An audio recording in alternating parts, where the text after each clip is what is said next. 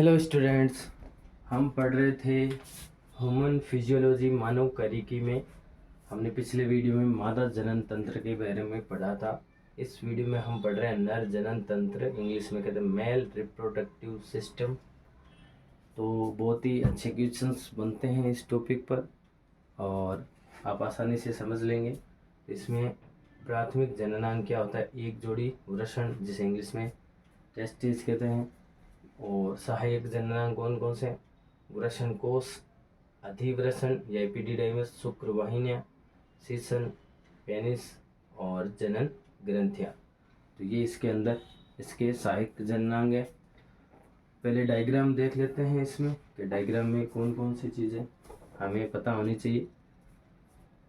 तो इसमें देखते हैं हम, ये सबसे पहले यहाँ से शुरू कर लेते हैं। ये सीसन भाग है, इसके आगे का भाग सीसन मुंड कहलाता है और ये मूत्र मार्ग कहलाता है। ये इसके पीछे की ओर प्रोस्टेट ग्रंथि, ये मूत्र मार्ग पीछे की ओर जहाँ जा रहा है, इसमें हमें दो ग्रंथियाँ बतानी है। ये दो ग्रंथियाँ सबसे आगे काउपर ग्रंथि और इसके जस्ट पीछे ये प्रोस्टेट ग्रंथि होती है, और ये शुक्रवाहिनी पीछे से जाके यहाँ शुक्राशय के साथ में, ये शुक्राशय है और शुक्राशय के साथ में मिलकर स्खलन वाहिनी, ये जो वाहिनी है ये यहाँ पर स्खलन वाहिनी बनाती है, जो कि ये फिर मूत्र मार्ग में खुलती है।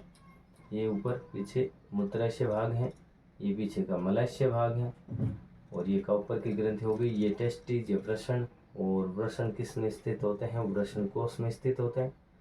और ये वृषण के ऊपर जो ये नलिकाएं होती हैं, नलिकाओं का गुच्छा होता है, ये अधिवृषण एपिडिडाइमिस कहलाता है।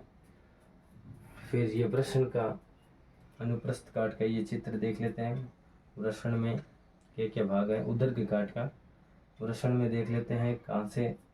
तो ये वृषण का आंतरिक स्तर देख सकते हैं इसमें, और इसका ये बाहरी स्तर, बाहरी स्तर में ट्यूनिका वेजाइनलिस ये भाग हो गया, और इसके ये पतला महीन आवरण है, और इसके अंदर वाला भाग ट्यूनिका एल्ब्यूजिनिया कहलाता है। वृषण के अंदर ये सेमिनिफेरस ट्यूब्यूल्स होते हैं इसके अंदर, और ये सेप्टा ऑफ टेस्टिस होता है, और ये कोडा एपिडिडाइमस, एपिडिडाइमस का ये सबसे नीचे वाला भाग, ये है कॉर्पस एपिडिडाइमस, बीच वाला भाग कहलाता है। और एक होता है कैपुट एपिडिडाइमस, ये एपिडिडाइमस का ऊपर वाला भाग कहलाता है। ये है वासा डिफरेंस, ये वासा डिफरेंस है यहाँ पर, और ये वासा इफ्रेंशिया ये वाला भाग है, ये नलिकाएं मिलकर ये वाला भाग बनाती है। और ये रेट टेस्टिस ये वाली नलिकाएं कहलाती हैं। तो वृषण का ये बाहरी डायग्राम, आंतरिक डायग्राम आप देख सकते हैं, और इसको एग्ज़ाम में पूछा भी जाता है क्वेश्चंस। इसकी थ्योरी के बारे में अब हम पढ़ लेते हैं, जो कि हमें एग्ज़ाम में क्वेश्चंस जो बनते हैं इसमें हमें पता होने चाहिए। तो नर जनन तंत्र के दो प्रमुख घटक होते हैं, प्राथमिक जननांग व सहायक जननांग हमने देख लिया है। और इसमें क्या होता है, पहले सबसे पहले वृषण के बारे में पूछते हैं, जो पढ़ लेते हैं। क्या पूछते हैं, वृषण एक जोड़ी होता है, गुलाबी अंडाकार वृषण होता है, उदर गुहा के बाहर और उदर गुहा के बाहर स्थित होती हैं, और कोष में स्थित होते हैं, दोनों टांगों के मध्य कोष में स्थित होती है। वृषण कोष की दीवार कैसी होती है, वृषण कोष की दीवार लचीली, पतली और रोम युक्त होती है, ये ट्यूनिका वेजाइनलिस, और इसके भीतर अरेखित पेशी तंतुओं का मोटा उपत्वचीय स्तर होता है। इसके भीतर जो है अरेखित पेशी होती है, ये ध्यान रखना, बाहरी स्तर के इसके भीतर अरेखित पेशियों का तंतुओं का मोटा उपत्वचीय स्तर होता है, जिसे डार्टोस पेशी कहते हैं। इसके अंदर जो पेशी होती है उसको डार्टोस पेशी कहते हैं, एग्जाम में पूछ सकते हैं। और रेखित पेशी तंतुओं को एक दंडनुमा गुच्छा वृषण कोष के प्रत्येक अर्धभाग के उपत्वचीय पेशी स्तर को उदरीय उपत्वचीय पेशी से जोड़ता है, और जिसको हम कहते हैं वृषणोत्कर्ष पेशी कहते हैं। ये ज़्यादा इंपॉर्टेंट नहीं है। और वृषण की संरचना देख लेते हैं कि वृषण लगभग 4 सेंटीमीटर मोटा होता है और 2.5 सेमी लंबा होता है, ये ध्यान रखना है। 4 सेमी मोटा, 2.5 सेंटीमीटर लंबा लगभग होता है ये, और ये लगभग 10 से 15 ग्राम इसका वेट होता है, ये भी ध्यान रखना है। वृषण पर दो आवरण पाए जाते हैं, जिसे वृषण खोल कहते हैं, टेस्टिकुलर कैप्सूल। दो आवरण होते हैं, ये बाहरी ट्यूनिका वेजाइनलिस और आंतरिक होता है ट्यूनिका एल्ब्यूजिनिया। दो स्तर होते हैं, और बाहरी महीन आवरण को ट्यूनिका वेजाइनलिस कहते हैं, और यह उदर गुहा के उदावरण से बनता है। ठीक है, उदर गुहा के जो उदर का आवरण होता है उससे बनता है, और जबकि भीतरी स्तर ट्यूनिका एल्ब्यूजिनिया कहलाता है। वो किससे बनता है? श्वेत तंतुमय संयोजी ऊतक। ये किससे बनता है? श्वेत तंतुमय संयोजी ऊतक से बना होता है। तो ये 12th लेवल में भी ये हमारे काम आता है और ये BSc लेवल पर भी ये सेम ही होता है, ये काम आता है हमारे। तो इस टॉपिक को आप BSc वाले और 12th लेवल के बायोलॉजी में दोनों में ही आता है, ये ध्यान रखेंगे। अब देखते हैं श्वेत तंतु में संयोजी ऊतक जो है ट्यूनिका एल्बुजिनिया उससे बना होता है और यह स्तर स्थान स्थान पर वगैरह वृषण में धसकर वृषण पट्टियों का निर्माण करता है। इसके अंदर धसकर वृषण पट्टियों का निर्माण करता है और प्रत्येक वृषण 250 से 300 लगभग ल्यूब्यूल में विभक्त होता है। 250 से 300 इसके अंदर ल्यूब्यूल पाए जाते हैं, ये ध्यान रखेंगे। पिंडक ऊतक में पिंडक कह दो चाहे ल्यूब्यूल को, तो एक होता है। पिंडक ऊतक में 2 से 3 महीन कुंडलित शुक्रजनक नलिकाएं होती है, सेमिनिफेरस ट्यूब्यूल होती है। ये देखिए सेमिनिफेरस ट्यूब्यूल्स में ये दिख रही है। पिंडक ऊतक में 2 या 3 महीन क्या कुंडलित शुक्रजनक नलिकाएं, इसको हिंदी में कहते हैं शुक्रजनक नलिकाएं। आप इंग्लिश में ज़्यादा याद रखोगे तो बेटर रहता है हमारे। इंग्लिश में तो याद रखोगे तो एग्जाम में अगर क्वेश्चन में इंग्लिश में लिखा होता है तो भी हम पता कर सकते हैं, हम समझ सकते हैं। और इसमें आंतरिक संयोजी ऊतक में अंतराली कोशिकाएं या लीडिंग कोशिकाएं इसके अंदर पाई जाती हैं आंतरिक स्तर में, जो नर हार्मोन टेस्टोस्टेरोन का स्त्रावन करती हैं। एग्जाम में जो बार बार कुछ पूछा जाने वाला क्वेश्चन है, टेस्टोस्टेरोन हार्मोन का स्त्रावन कौन करता है, तो आप बताएंगे अंतराली कोशिकाएं या लीडिंग कोशिकाएं हैं जो कि हमारे नर हार्मोन टेस्टोस्टेरोन का स्त्रावन करती है और जिसके कारण पुरुषों में क्या होते हैं? द्वितीयक लैंगिक लक्षण और सहायक जनन ग्रंथियों का निर्माण होता है, विकास होता है आगे। तो प्रत्येक जो सेमिनिफेरस ट्यूब्यूल है या हिंदी में कहते हैं शुक्रजनक नलिका के चारों ओर संयोजी ऊतक का बना झिल्ली में पतला आवरण होता है और जिसे ट्यूनिका प्रोपिया कहा जाता है। इसके प्रत्येक क्या है? सेमिनिफेरस ट्यूब्यूल, इसके चारों ओर जो पतला आवरण है संयोजी ऊतक का बना झिल्ली में पतला आवरण ट्यूनिका प्रोपिया कहलाता है। तो ट्यूनिका प्रोपिया ये रहा, इसे हम कहते हैं ट्यूनिका प्रोपिया।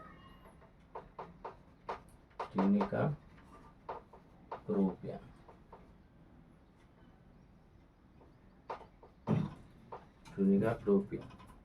तो ये वाला स्तर हो गया ट्यूनिका प्रोपिया। इसके अंदर जनन उपकला का स्तर पाया जाता है। इसके अंदर क्या होता है? जनन उपकला स्तर होता है, जिसे हम क्या कहते हैं इंग्लिश में? Germinal epithelium. और जिसमें 2 प्रकार की कोशिकाएं होती हैं, शुक्राणुजन्य कोशिकाएं जिसे कहते हैं स्पर्मेटोगोनियल सेल्स, इसके अंदर होती हैं स्पर्मेटोगोनियल सेल्स, शुक्राणुजन्य कोशिकाएं हिंदी में कहते हैं। और दूसरी होती हैं आलंबन कोशिकाएं या सपोर्टिंग सेल या सर्टोली कोशिकाएं। इसके अंदर क्या होती है? सर्टोली कोशिकाएं पाई जाती हैं और स्पर्मेटोजेनेसिस सेल्स पाई जाती हैं। तो पहली है शुक्राणुजन्य कोशिकाएं या स्पर्मेटोगोनियल सेल्स, इनके द्वारा शुक्र जनन द्वारा शुक्राणुओं का निर्माण होता है। शुक्र जनन की क्रिया होती है शुक्राणुजन्य कोशिकाओं द्वारा। शुक्र जनन को इंग्लिश में कहते हैं स्पर्मेटोजेनेसिस द्वारा से क्या होता है? स्पर्म या शुक्राणु का निर्माण होता है। दूसरा है आलंबन कोशिकाएं यानी सपोर्टिंग सेल, यानी सर्टोली कोशिकाएं कहते हैं, या हिंदी में इसको सर्टोली कोशिकाएं इधर होती है, इसको धात्री कोशिकाएं भी कहते हैं, आलंबन कोशिकाएं भी कहते हैं। ये कोशिकाएं संख्या में कम, आकार में बड़ी होती है और स्तंभी प्रकार की होती है।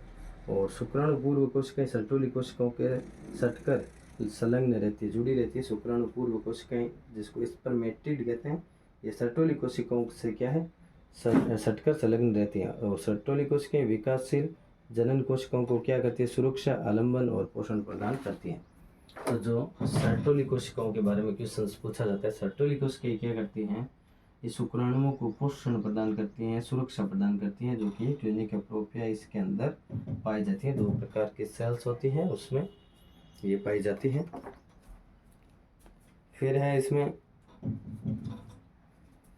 शुक्राणु उत्पादन को प्रेरित करने वाले हार्मोन FSH होता है, फॉलिकल स्टिमुलेटिंग हार्मोन की क्रिया का नियमन करने हेतु इनहिबिन नामक प्रोटीन हार्मोन का भी स्त्रावन किया जाता है। सर्टोली कोशिकाओं के अंदर इनहिबिन नामक जो है हार्मोन प्रोटीन है, वो हार्मोन है जो कि भी पाया जाता है सर्टोली कोशिकाओं के अंदर, जो कि हमारे शुक्राणु उत्पादन को प्रेरित करने वाला हार्मोन, यानी नियमन कौन करता है इसका? सर्टोली कोशिकाएं भी नियमन करती है। शुक्राणु के निर्माण को। शुक्रजनक नलिकाएं यानी सेमिनिफेरस ट्यूब्यूल्स इंग्लिश में कहते हैं, वृषण की सतह के पास क्या है सीधी होकर छोटी छोटी नलिकाओं के घने जाल में खुलती है, जिसे वृषण जालक रेट टेस्टिस कहते हैं।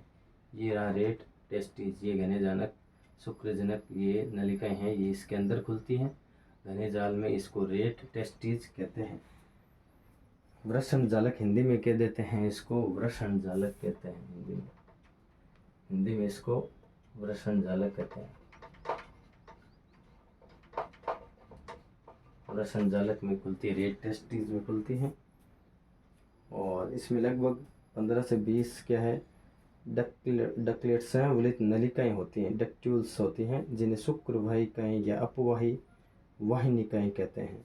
इसके अंदर क्या होती है शुक्र वाहिकाएं यानी वासा इफ्रेंशिया, ये इसके अंदर ये वासा इफ्रेंशिया होती है, आगे जाके ये वासा इफ्रेंशिया बन जाती है इसके अंदर रेट टेस्टिस से। और ये नलिकाएं क्या करती है शुक्र वाहिकाओं का आंतरिक स्तर किसका बना होता है, वासा इफ्रेंशिया का आंतरिक स्तर पक्षमाभी स्तंभी उपकला कोशिकाओं का बना होता है, जिसके बाहर एक पतला वर्तुल पेशी स्तर पाया जाता है। मानव सहित अधिकांश स्तनी जीवों में वृषण क्या उदर गुहा के बाहर वृषण कोष में पाए जाते हैं। ये उदर गुहा के बाहर वृषण कोष में वृषण पाए जाते हैं। क्यों पाए जाते हैं ये पूछा जाता है एग्जाम में, क्योंकि शुक्राणुओं का परिपक्वन उदर गुहा में अधिक तापमान के कारण संभव नहीं होता है। अधिक तापमान के कारण उदर गुहा में शुक्राणुओं का निर्माण नहीं होता है, इसीलिए ये इधर बाहर पाए जाते हैं। और वृषण कोष में ताप जो है वो शरीर के ताप से लगभग 2 से 2.5 सेंटीग्रेड कम होता है। यहाँ का टेम्परेचर 2 से 2.5 सेंटीग्रेड क्या है कम होता है, इसीलिए ये यहाँ पर पाए जाते हैं शुक्राणु का निर्माण, जिससे शुक्राणु का परिवर्धन है वो आसानी से हो जाता है। और सर्दियों में वृषण कोषों का ताप कम होने लगता है, तो डार्टोस्पेशियों और वृषणोत्कर्ष पेशी जो है वो सिकुड़ कर क्या करती है वृषण कोष को उदर गुहा के अधिक नज़दीक ले जाती है। सर्दियों में क्या होता है ये वृषण कोष हैं वो उदर गुहा में ऊपर की ओर चिपके रहते हैं, क्योंकि वृषण को ठंड ज़्यादा होती है तो उसमें वृषण का टेम्परेचर क्या हो जाता है कम होता है, तो उसको गर्म रखने के लिए ये ऊपर की ओर रहते हैं, सर्दियों के अंदर अधिक नज़दीक ले जाते हैं, जिससे शरीर के ताप के कारण वृषण का ताप नियत बना रहता है। फिर है एपिडिडाइमस। एपिडिडाइमस क्या है देखते हैं। एपिडिडाइमस के 3 भाग होते हैं, कॉर्पुट एपिडिडाइमस, कॉर्पस और कोडा एपिडिडाइमस। ये एक पतली लगभग 6 मीटर लंबी होती है, अत्यधिक कुंडलित होती है, चपटी और कोमा के आकार के नलिकाएं और जिसके कुंडल संयोजी उत्तक द्वार परस्पर चिपके रहते हैं। इसकी दीवार में बाहर की तरफ मोटा पेशीय स्तर और आंतरिक स्तर स्तरित उपकला द्वारा आश्रित होता है।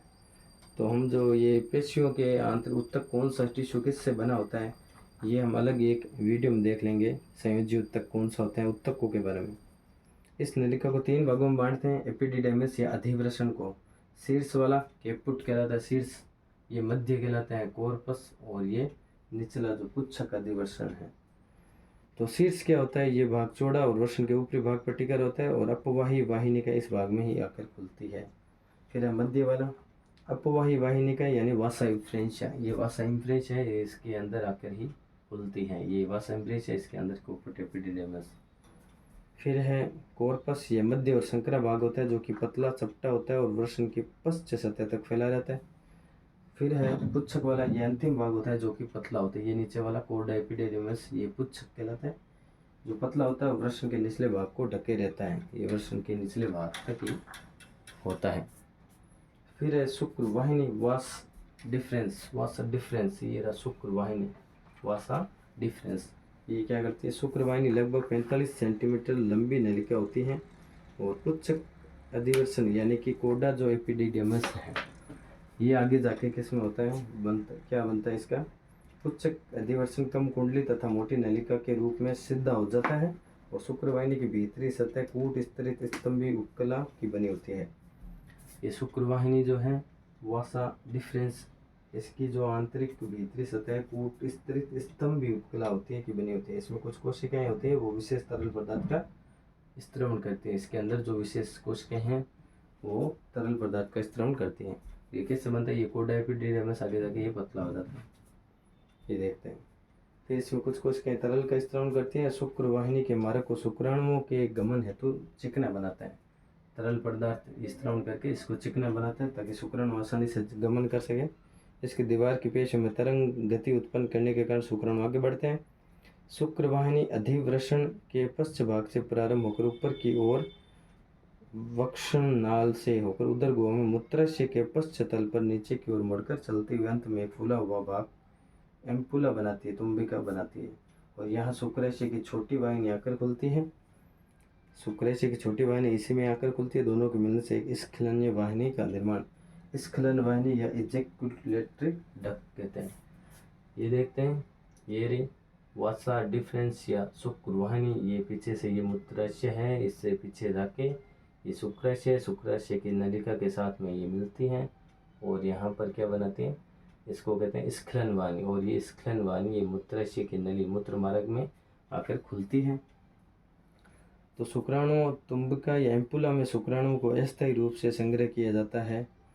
तो इसमें स्खलन वाहिनियाँ अंत में मूत्र मार्ग में ही आकर खुलती है। ये देख ली तुम्बिका जो एम्पुला होता है, यहाँ पर एम्पुला का निर्माण यहाँ पर होता है और यहाँ पर शुक्राणुओं का अस्थायी संग्रह होता है। एग्जाम में पूछ सकते हैं शुक्राणुओं का अस्थायी संग्रह कहाँ होता है, एम्पुला में।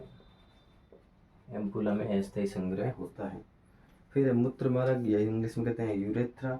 मूत्राशय से मूत्र वाहिनी निकलकर स्खलनीय वाहिनी से मिलकर मूत्र जनन नलिका, इसको हम जो मूत्र मार्ग है इसको हम मूत्र जनन नलिका भी कहते हैं, क्योंकि मूत्र का त्याग मूत्राशय से इसी नलिका में होता है और जो स्पर्म है वो भी इसी नलिका से निकलते हैं। तो इसे तो ये जनन में भी सहायक है, तो इसलिए मूत्र जनन नलिका कहते हैं, मूत्र मार्ग कहते हैं। ये लगभग 20 सेंटीमीटर लंबी नाल होती है जो शिश्न के शिखर भाग पर मूत्र जनन छिद्र का निर्माण करती है। यहाँ पर आगे मूत्र जनन छिद्र के द्वारा मूत्र को बाहर निकाला जाता है।